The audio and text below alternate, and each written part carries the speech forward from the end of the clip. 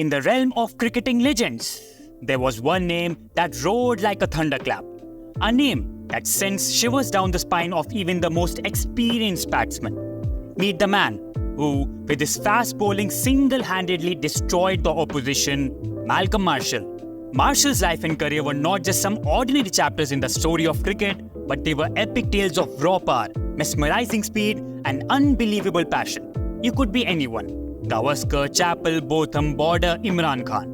But you just couldn't score against Marshall. He ran like a cheetah, sprinting and skidding as he got close to the bowling crease and delivered the ball with a quick round arm action. Welcome to the dramatic tale of a Barbadian icon, a fast bowling maestro whose impact on the sport is nothing short of legendary.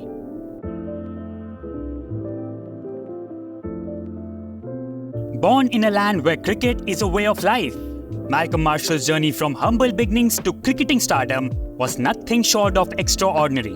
At 5 feet 11 inch, Malcolm Marshall was not built like a regular West Indies fast bowler. He was short, not very muscular, ran in with an angular run-up, which was often criticized by the purists. But this is where the dissimilarities ended. For despite all those shortcomings, the world has never seen a bowler like Marshall again.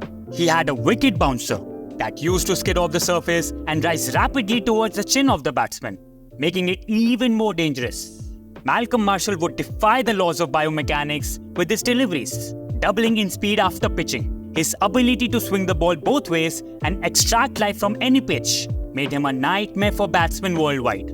Moreover, Malcolm's leg cutters had a devastating effect on the batsman, as he would land the ball outside the off stump and could cut it so sharply that batsmen would struggle for room and would either get bowled or be given LBW. And he would bowl effectively from around the stumps as well, where his strategy approaching the wicket from behind the umpire used to give batsmen even lesser time to read his thunderbolts. Thus, he possessed in his arsenal all the weapons of trade, and more importantly, knew the perfect time for using them.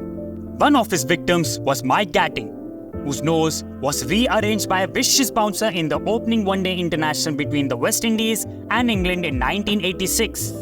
Another victim was Andy Lloyd, who got hit by one of his bouncers to such an extent that he had blurred vision for many days and did not play Test cricket again for England after that. By this, you can truly understand why batters were so terrified of facing him. I mean, who on earth would want to get hit with such lightning speed balls that would rattle their ancestors?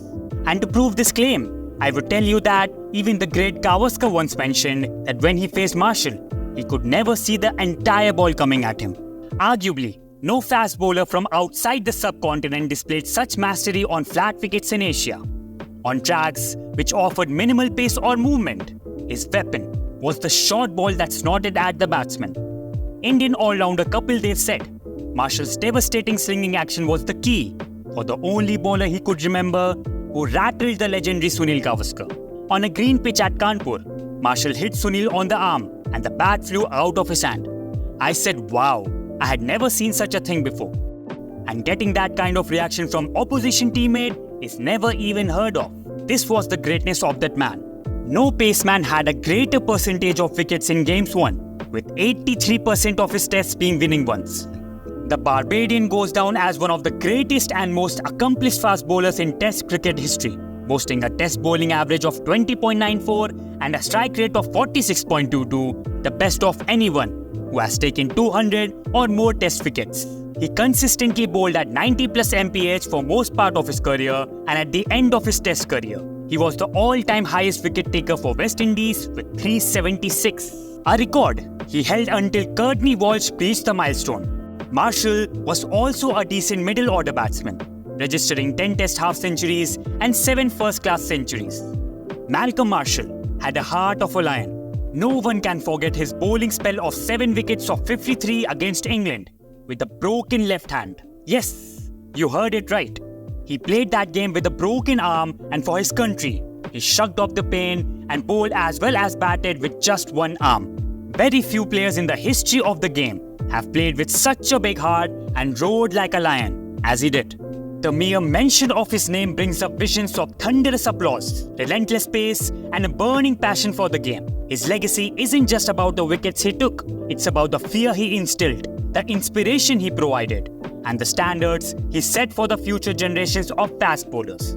As we conclude this dramatic journey through the life of a cricketing icon, remember that Malcolm Marshall wasn't just a legend. He was the personification of cricketing greatness, and his legacy will continue to inspire generations to come. Hey guys, that's it for today's video. Please like, share and subscribe to my channel for more videos like these. Until then, keep loving and playing the beautiful game. See you soon.